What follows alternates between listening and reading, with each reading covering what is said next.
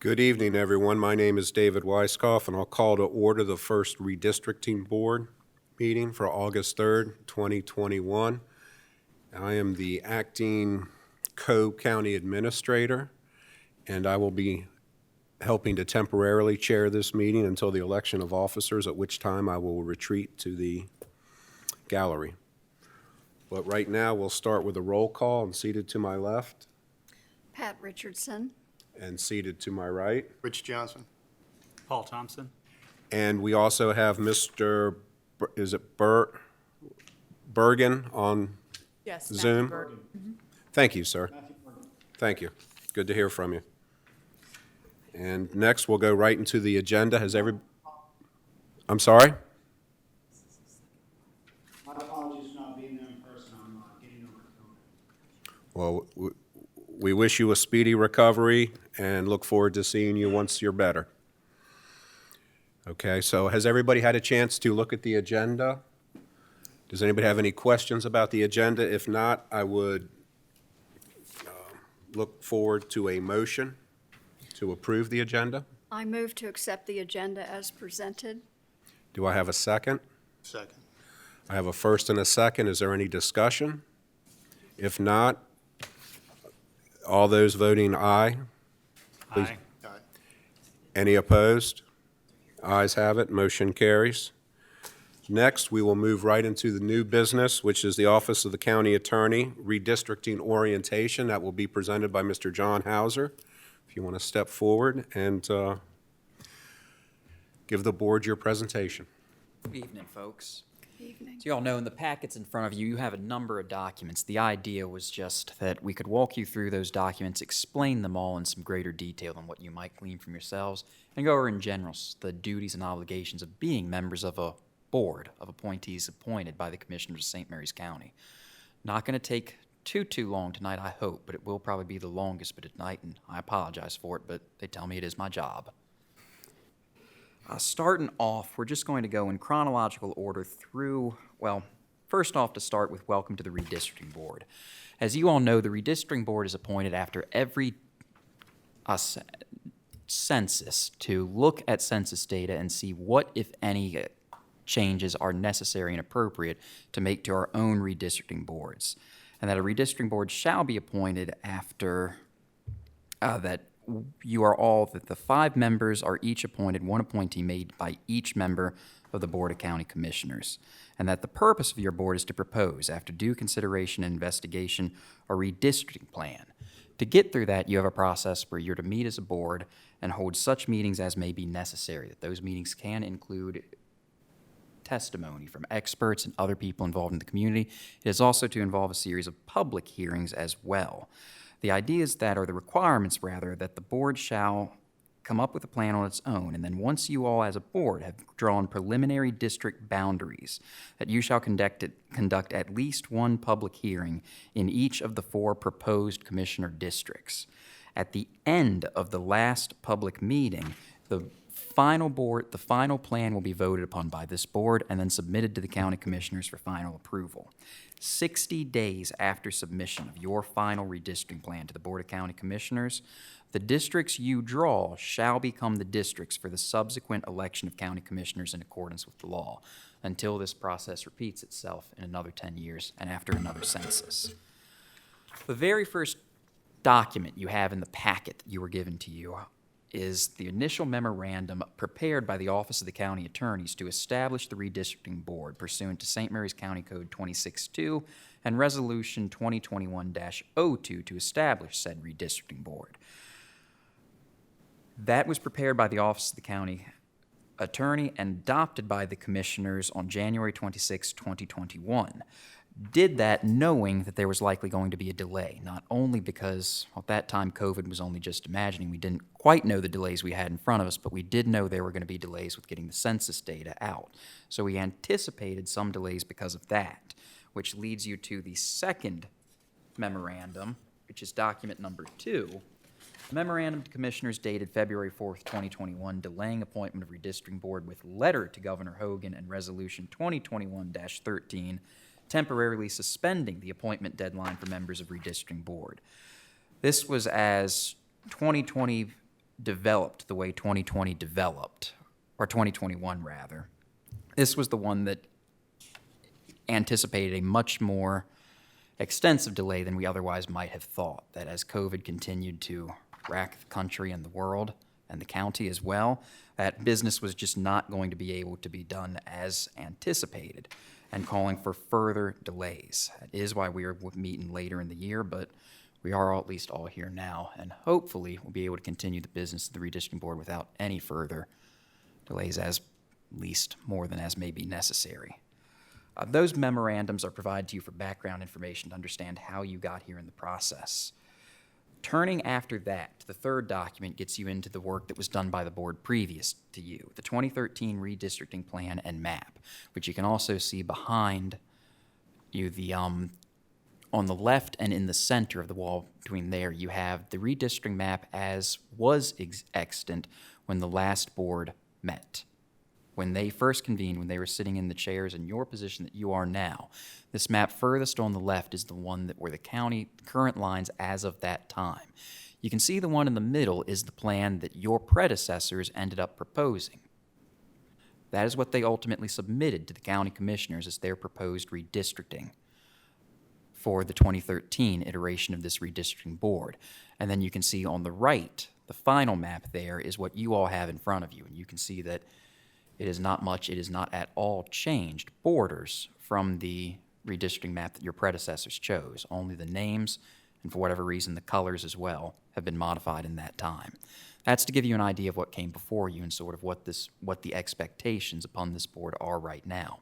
You also have included in this packet the report that your previous board did as well. You will be creating a similar report and submitting that for the county commissioners along with your proposed election district boundaries. Fifth document after that is getting more into the housekeeping, things that are less particular to your work as a redistricting board and more the general requirements of what it means to be a functioning meeting board of St. Mary's County, Maryland. The very first thing we talked to you about, the very first thing slated to go through on this note, is to discuss to you the St. Mary's County and the Maryland State Open Meeting Acts. As you all know, this is a public commission. You are public officers appointed by the county commissioners to serve a public purpose. Because of that, the redistricting board is required to follow both the St. Mary's County Open Meetings Acts as well as the Maryland State Open Meeting Acts. These are frequently referred to as the Sunshine Laws, requiring that public business be conducted out in the open, quote unquote, in the light of day, to ensure that the public understands what decisions you all are arriving at and understands how you arrived at that decision as well. And like I said, that is something that applies to not just you all, but to most every board and most every public function of St. Mary's County government. You all are not receiving favoritism, but nor are you being unduly punished for the work that you all have generously volunteered your time to do.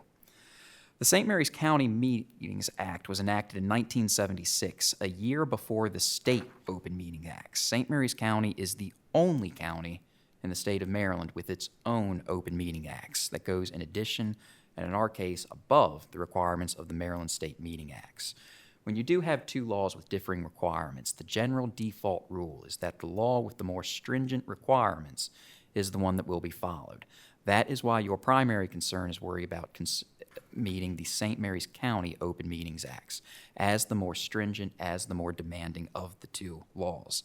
And that is what we'll be spending the most time on during this orientation, explaining to you about.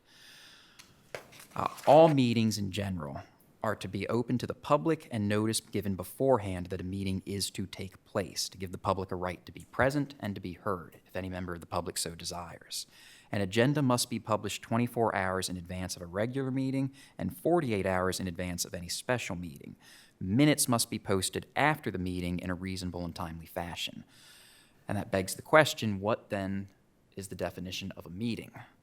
A meeting is defined as the convening of a quorum of the membership of this board or any other board to which the act might apply to deliberate or act upon a matter over which the commissioners of St. Mary's County have supervision, control, jurisdiction, or advisory power, or in cases where the commissioner of St. Mary's County have delegated or appointed others to exercise that supervision, control, jurisdiction, or advisory power on their behalfs.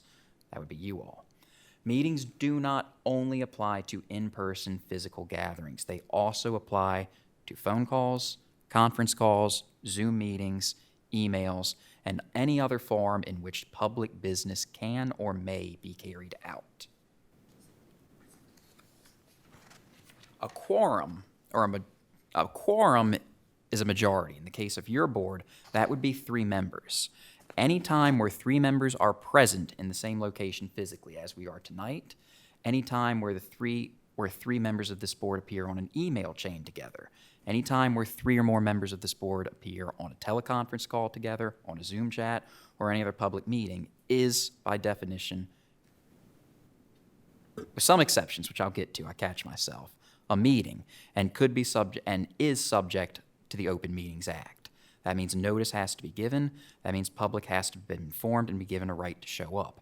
And if there is not that notice given and a meeting is deemed to have held, there are consequences, which we'll get to later. But it is not a universal rule. There are instances where the 3 of you can be present at the same time, in the same place, or in the same fashion without triggering the requirements of the St. Mary's Open Meetings Act.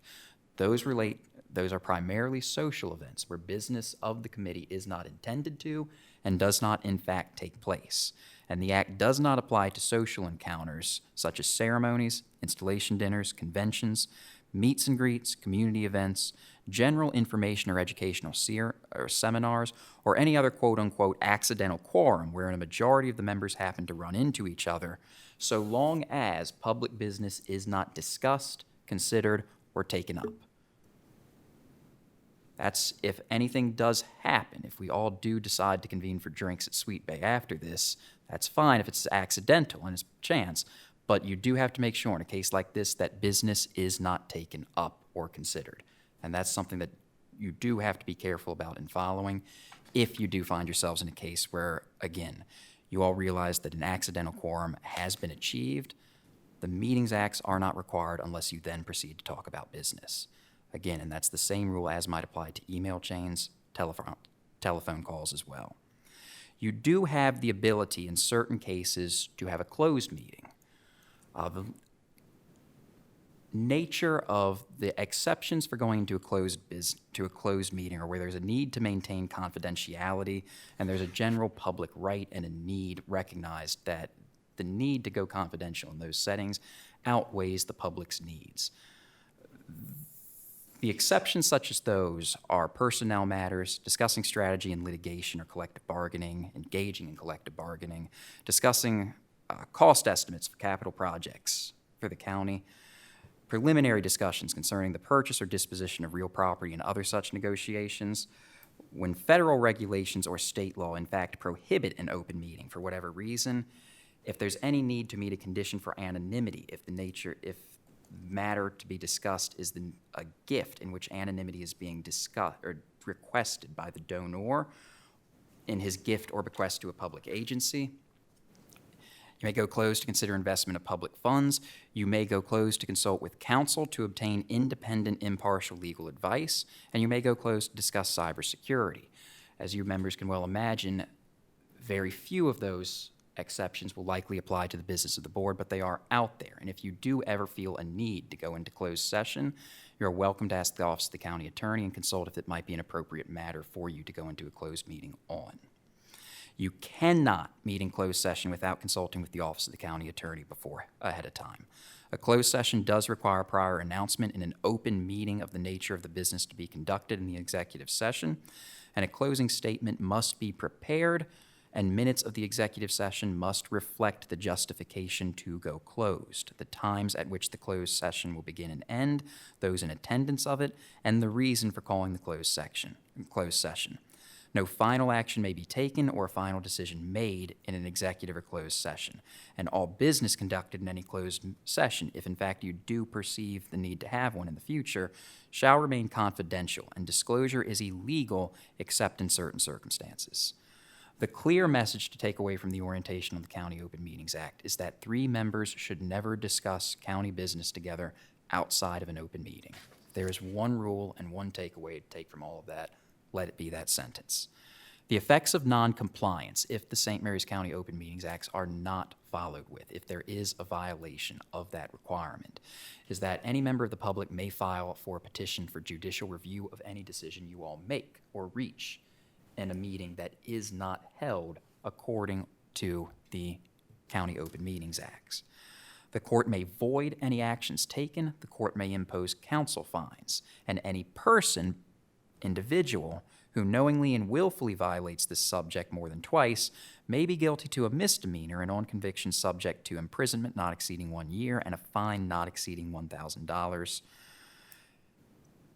And regardless of whatever effects to the county or to your officers, there's also always the consequence to keep in mind that violating the Open Meetings Act does result in a loss of public trust and confidence in the integrity of the public body, in our laws, and in the requirements, and in the judgment of the county commissioners who imposed this, believing that it would be for the best of the people of St. Mary's County Commissioners that rules such as this are applied to.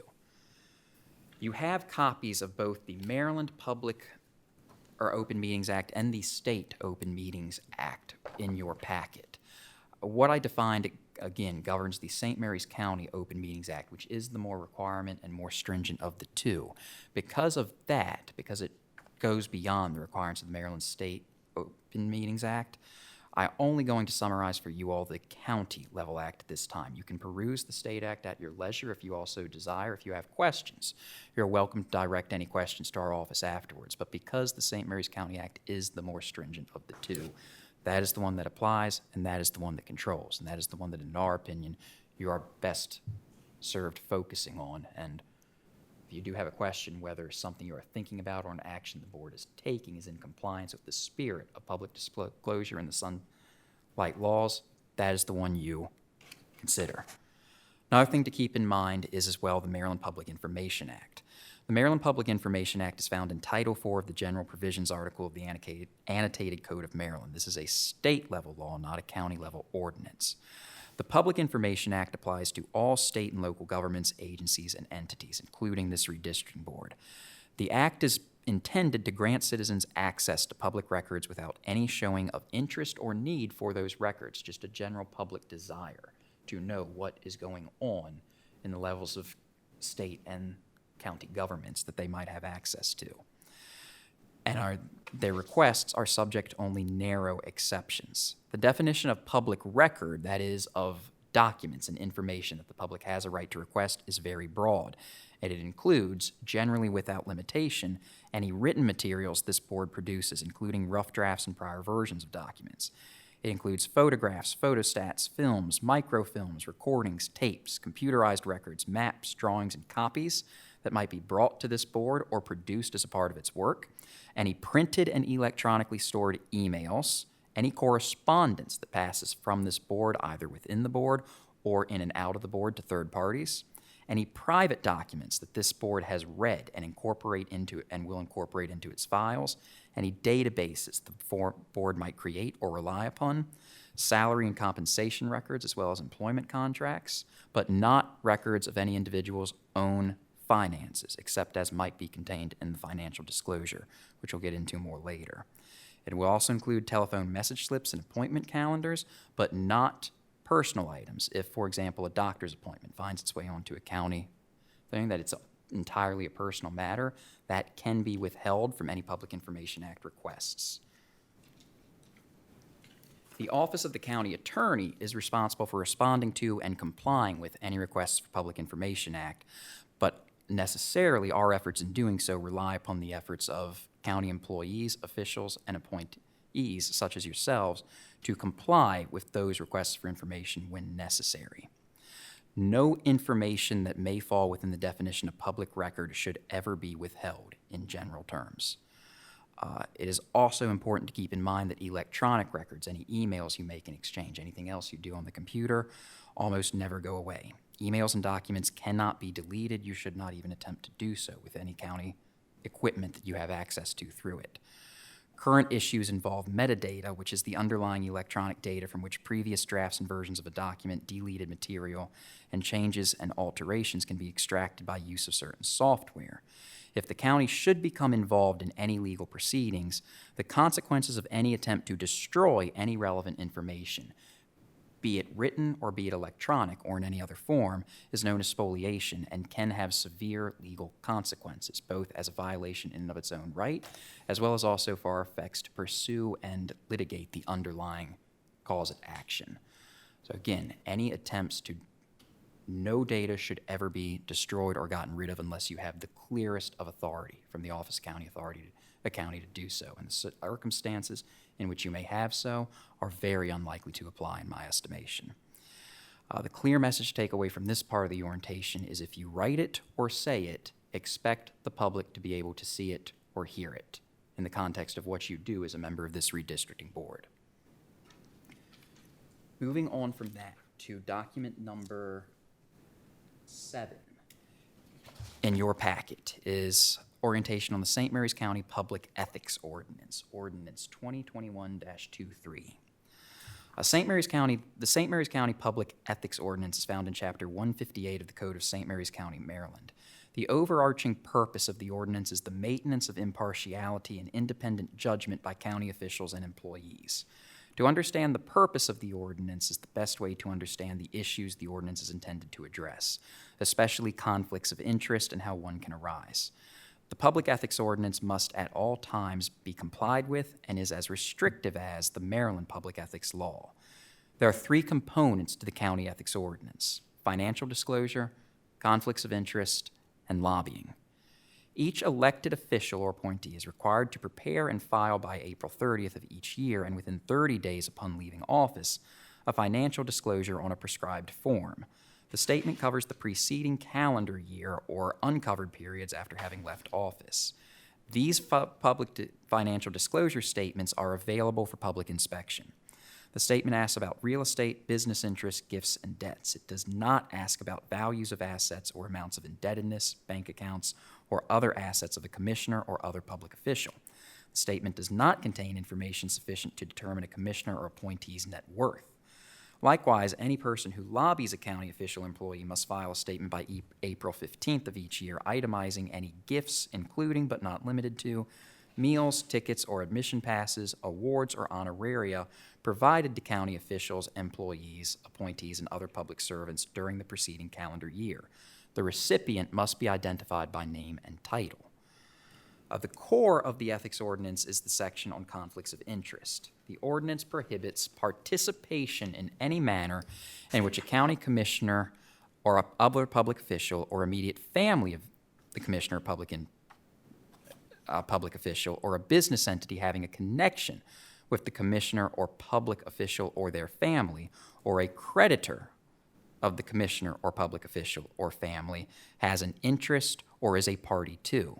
It prohibits outside employment or having a financial interest by or in an entity that is regulated by or does business with the county or that impairs the impartiality or independence of judgment.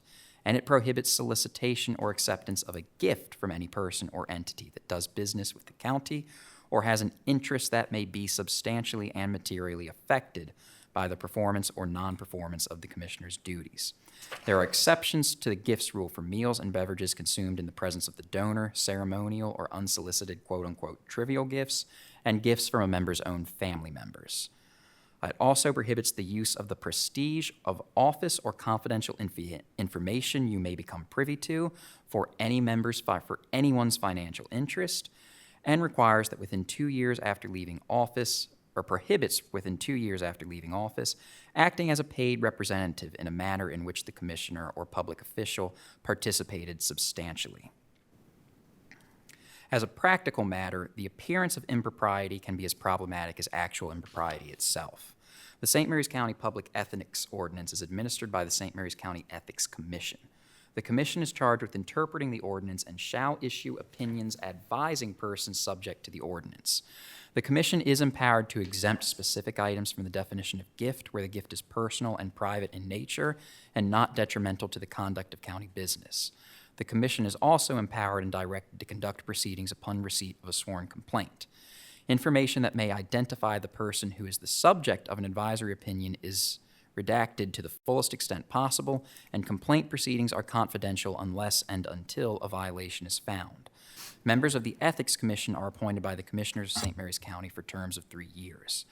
Outside counsel acts as their legal advisor. The sensitive nature of the business of the Ethics Commission requires sound judgment and discretion, and makes appointments to the commission among the most important and appointments to the commission are among the most important that the county commissioners will make during their term. If you are in doubt about any conflict of interest which you perceive, if you are in doubt about any ethical obligation you may have, you should always seek an advisory opinion from the Ethics Commission, and that is the best action for you to take if you do have any such question. And they can render to you an advisory opinion, whether in the opinion of the Ethics Commission, what you are worried about does cross the line into impropriety or close enough to give enough appearance of impropriety that it ought to be avoided or other measures taken. Getting down towards the end, you also have document number 8 is a copy of the Rules of Order by which the St. Mary's County boards and commissions are run. These are the procedural rules of order that you all will be expected to follow during your meetings as a board. How motions will be made, how debate will be had, how votes will be conducted. I'm sure that some of you, if you do have experience with public meetings or public boards before, have some at least background knowledge of or idea of what it means to make a motion, how procedural rules are complied with. We've given you the full procedural orders here for you to read and familiarize yourself with ahead of the next meeting. The county attorney, Mr. Weiskopf, will be able to walk you through it tonight. Exact adherence to this is always encouraged. It's best to do your best, but if you do delineate from it or depart from it in minor matters and minor ways, it won't invalidate the work that you do. The important thing is to understand that order is being held and that clear records are taken, and that if anything is not complied with or if there is a major problem, that will probably be brought to your attention either at the time or very soon after, and corrective measures can be taken. But please do read this one through yourself and familiarize yourself with the procedure of our rules of how our county boards and commissions work. The very last one, document to walk you through, is the financial disclosure statement itself that you will be required to walk through. I believe Diane Beisner is going to address this. All of you will be required to fill out a financial disclosure form within the next 30 days so that I can have it on file in the county attorney's office. To make it easier on you, there are copies of them in your notebooks, but I will send you an electronic version, which is simple to sign. You can electronically sign it and email it back to me, or whatever is easiest for you to do, and I will send that out to you tomorrow morning. And if you have any questions, I am the Ethics Commission Secretary, so if you would need an advisory opinion, you can send any correspondence through me, and I would get it to the Ethics Commission for that. Thank you, Diane, and thank you, Mr. Hauser. Does anyone have any questions for Mr. Hauser while he's sitting here regarding anything that he's gone over? Good. No. Okay. We can take this home and read it, right? Oh, absolutely. Absolutely. Thank you very much. Next, we will have the Board of Elections and Ms. Wendy Atkins and Tay Ferrer, if they'd like to come up. And they're going to have a discussion about voting information.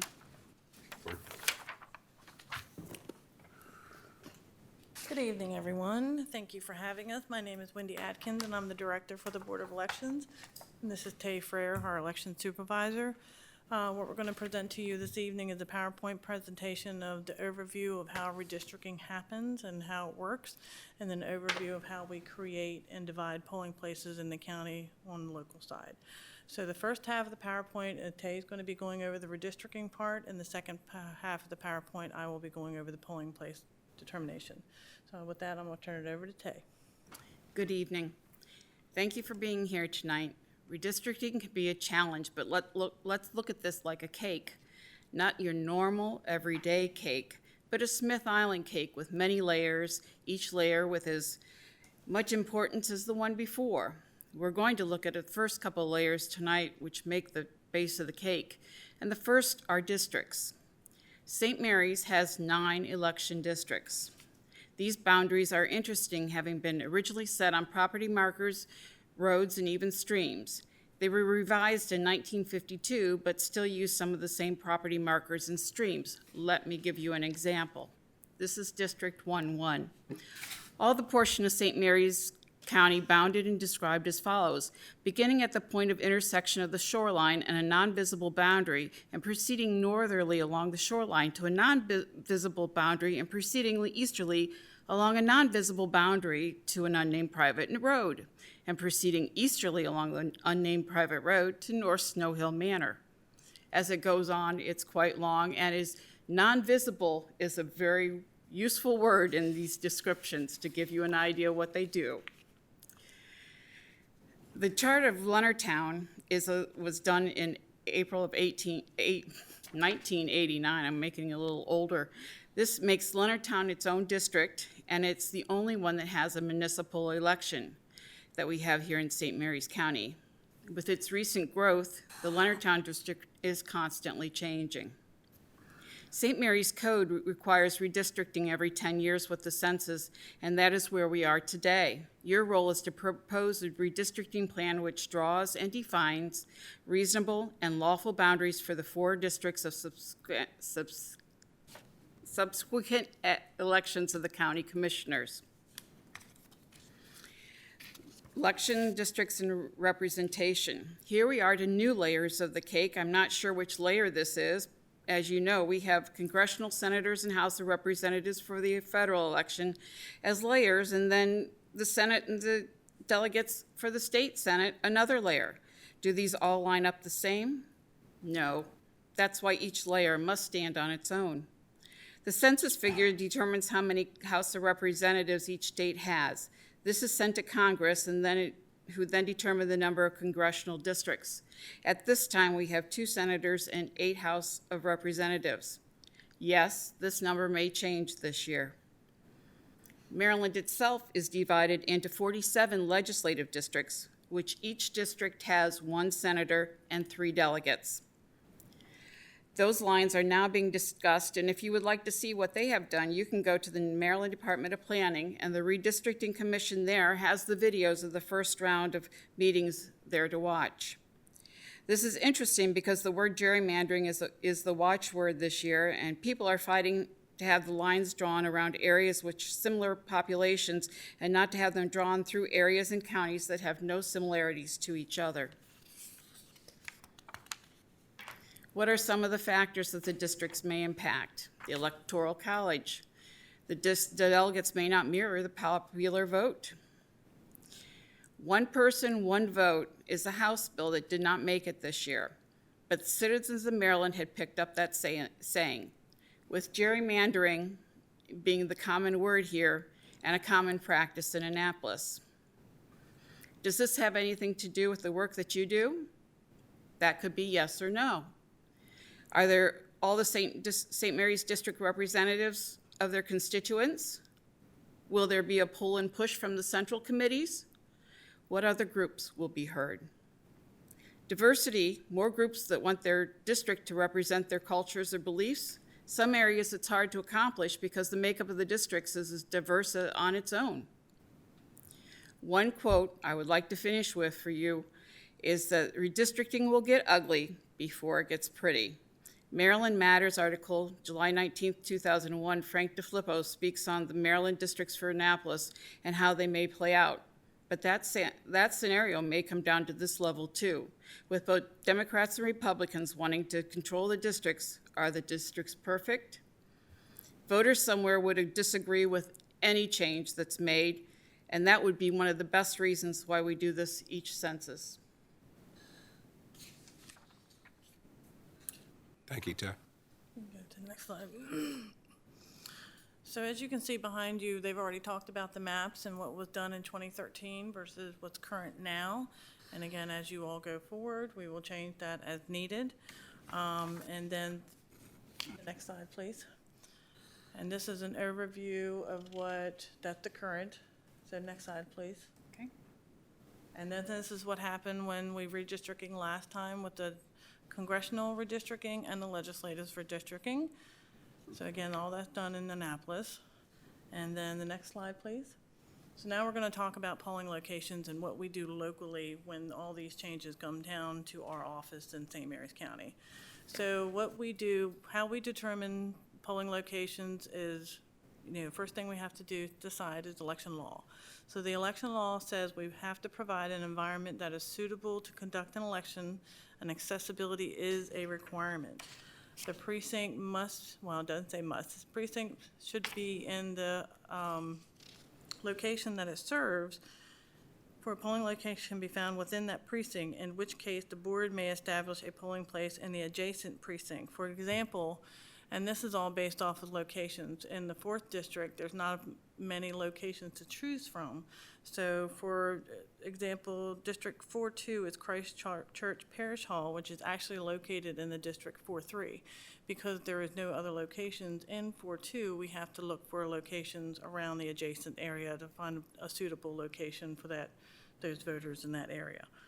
The other thing that we look for is electioneering has to be made on the premises, so the facility has to agree to allow the electioneers to come in. It also the election may not be held in a building or any part of a building that is occupied or established that holds alcoholic beverages. It can only happen if the facility will agree to not serve alcoholic beverages 2 hours prior to and 2 hours after closing. And I will tell you, that's hard to ask a facility to do that because they lose a lot of money that way. So we don't have any of those establishments currently in St. Mary's County, but that is a law and it's a requirement. Next slide, please.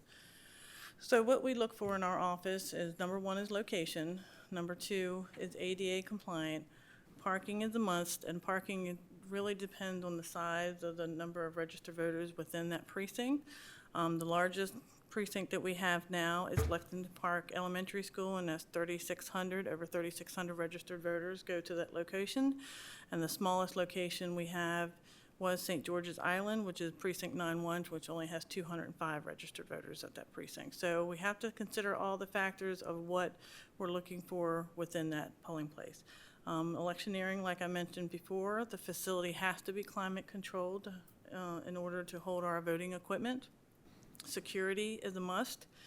The time frame, gubernatorial versus presidential. The gubernatorial primary election is in June, and then the presidential, the primary election is in April. So they have to be able to facilitate the time changes and the different elections that we have to run. We have to set up on the Monday night prior to, because it is a lot of information and a lot of equipment to set up for the judges, so we have to be able to set up that Monday night. The room has to be large enough to handle all the registered voters that are assigned to that location. It also has to handle long lines if long lines are necessary. In the last election, we had long lines everywhere. So we have to be able to handle that, accommodate those registered voters that are waiting in line. The room and the facility itself also has to have enough electric power supply to handle our voting equipment. And now for the new thing for this next election is we have to make sure the signal is strong enough to talk to our State Board of Elections site for same-day registration. So that'll be offered for the 2022 elections. Next slide, please. So when we add or move a polling location, these are the reasons that we add or move. So adding a polling location is because of legislation redistricting or commissioner redistricting. That's when we add new locations to the county. The other reason that we add locations is the number of registered voters for that one particular precinct reaches a certain number. If it's over 3,600, I like to divide them because it's just way too many people to go in one facility. And we try to keep the long lines to a bare minimum so people don't have to wait as long. So that's the other reason that we add a polling location. Some reasons that we have to move or demolish a polling location is the facility does not want us back. They don't want us to return. They can no longer handle our requirements, whether it's the long lines or the power or the signals. Those factors come into key. Or they're doing renovations during the primary or general election, so we can't go in there, or they demolish the facility altogether, which has happened. Or they can't book our required dates, because I can't, the dates don't change, so I have to make sure that they're willing to go in whatever dates that we need. And next slide, please. Well, I've given you, the next slide was a list of all of our current polling locations, which I think they printed them out and handed them to you in the PowerPoint or in your packet. So this is what we have currently. So the other things I wanted to mention, the challenges that we have in our office for the 2020 redistricting or 2021 redistricting, of course, it's for everybody's, is the time. Time is essential for us because Candidate filing has already begun. It began February 23rd, 2021. It ends February 22nd, 2023. So that time when you all submit your paperwork to the commissioners is at the end of December, so that gives us a very fine crunch time to make our changes, what we need before the filing deadline. Now, candidates in their packets, if they come to file for Commissioner District or Board of Education District, have been signing an affidavit that they understand that redistricting process is in process. So whatever district that they're running for may change. So they understand that, they sign that acknowledgement, and it's in their packet for their file. And that's all I have. Does anybody have any questions? Thank you. I just had a couple of questions about maybe some additional information.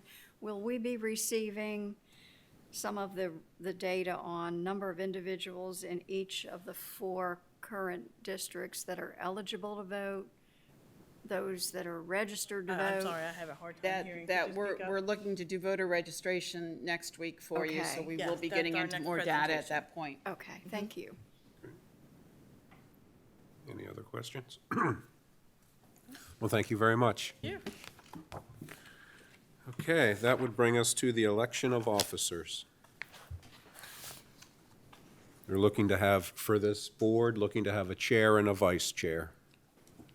And there's 4 of you present, 3 of you present, and Mr. Bergen is present on Zoom. So I don't know how you guys want to do it, but that's, What's the responsibilities for each title? the responsibility of the chair is to chair the meeting, to maintain order, and see that the meeting happens in a orderly pace, you know, make sure you have a quorum, right? And be the point of contact possibly for Diane, who is the point of contact, the employee point of contact, right? Sharon and I are sharing. Right, those Sharon, two- right, sorry, Sharon. Sharon is sharing that responsibility. That's pretty much it. Other than the glory and fame, right? Right. Yep. You care? Don't matter. Are you willing to do it? I guess I can do it. Okay, then I would like to nominate Mr. Johnson. I second that motion. Okay, we have a first and second. All in favor, say aye. Aye. Any opposed? Ayes have it. Sorry, there's a delay. And now we need a vice chair.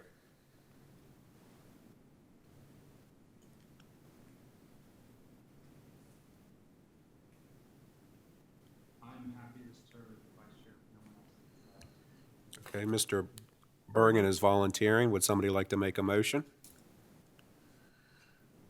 I move that we elect Mr. Bergen as the vice chair of the redistricting board. I have a first. I second that motion. Third. I have a second. All those in favor, vote by saying aye. Aye. Ayes have it, motion carries. There you go. Next will be future meetings. And future meetings, it's in your packet. And again, some of it is very close together, and that's just because, as they've discussed all along, that the census data is not coming until September. But if everybody would take a look at the draft calendar, and one of the reasons for it is, as you heard, there has to be 4 public hearings, right? And public hearings are when the citizens can come and make comments on your proposed map, right? Either for it, against it, or they have their own version. Your regular meetings, the public can attend, but there's not anything for the public to speak to. That's, the meetings are for you guys to iron out and figure out what you're gonna do with the map.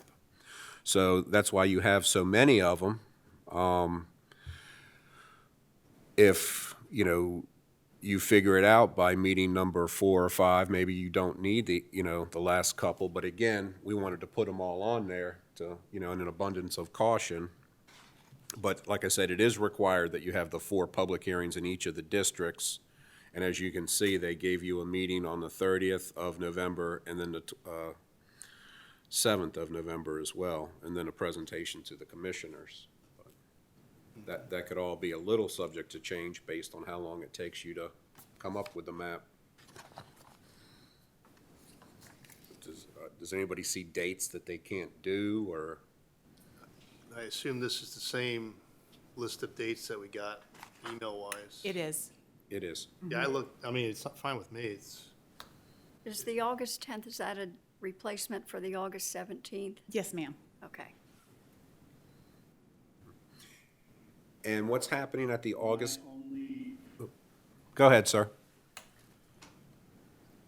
sorry, 9/21 and 9/23, I'm in Florida for business. Other than that, I can support every other meeting. Okay. Mr. Bergen, you said 9/21 and 23? Yes, ma'am, that's correct. Okay, just making sure. Thank you. Okay. Those are the only two.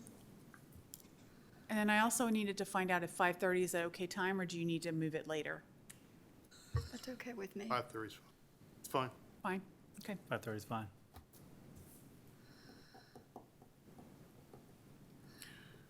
Okay. Do we know what the next meeting is going to pertain to, Diane? I know that the election board's going to bring out the voting data for Okay. them. Voter registration. The 2013 And they're gonna go plan- over the voter 2013 plan? registration. Okay. Okay. So I think we're looking for a motion to approve the future meetings. I move to approve the future meetings to be held in the Commissioners' Meeting Room of the Chesapeake Building in Leonardtown. At 5:30. I'll second it. Okay, we have a first and a second. All in favor? Aye. Ayes have it, motion carries. And do any of the members have any questions, comments, or concerns before we adjourn that you'd want staff to take a look at, or? Just when do you think we're going to get the census data? I guess I'm hearing it's the 16th of September is the target date? That's what we're hearing from the Board of Election. 2 months ago, we were hearing October, so I feel a little better that, because if we don't receive it by the 13th, it's going to make some of our meetings maybe not run as smoothly as they should, or you won't have the, information. But if that changes, well, obviously, we'll let you guys know. There's no chance of getting the data early, right? No, I don't think so. No, It'll be, no. Do we know what format it's going to come in as? or- No.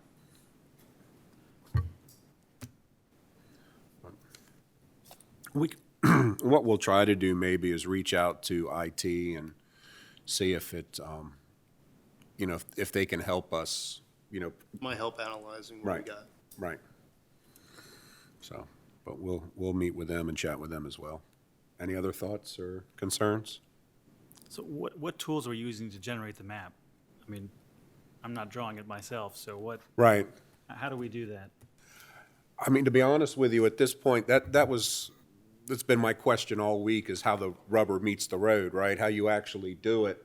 And I think we really need to wait and see the data as it comes in from the census. Are we, it looks like what they did last time is they just, looked at the numbers of each, of the 4 districts, and then, played around with, the 32 different precincts, right? So that might be something you look at, or maybe it's, set up by roads, right? They seem to sometimes, creep a couple roads. But we'll certainly, when the election board comes in next meeting and discusses what happened in 2013, we can, see what you guys, because I'll be sitting in the audience, will be able to see what they did and how they did it. Does that make sense? Yes. Now, we did talk to IT today when they brought our maps in, and Angela asked if we could have things superimposed so they could see what 2013 was like compared to what we're doing now. And he said we could put dashes. He considered it like a war map, where you put dashes and things in to show where the changes are to make it a little bit easier for you to see. But IT will attend after next meeting. They'll be here every week to help out with your questions. Right, and I think they'll be able to help us a lot.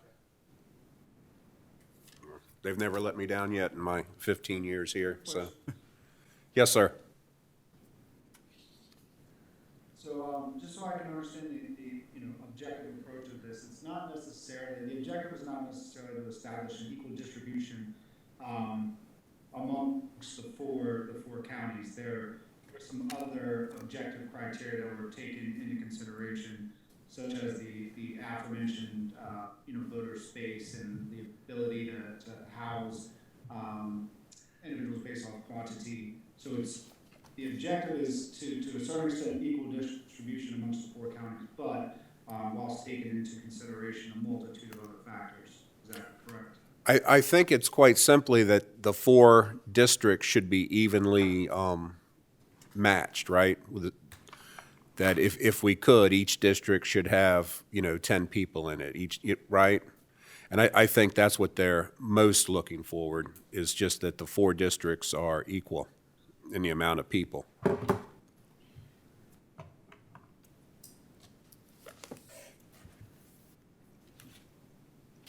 Are there any other questions or concerns? Then I would look for a motion to adjourn. Motion to adjourn. Second. I have a motion and a second. All in favor signify by saying aye. Aye. Aye. Ayes have it.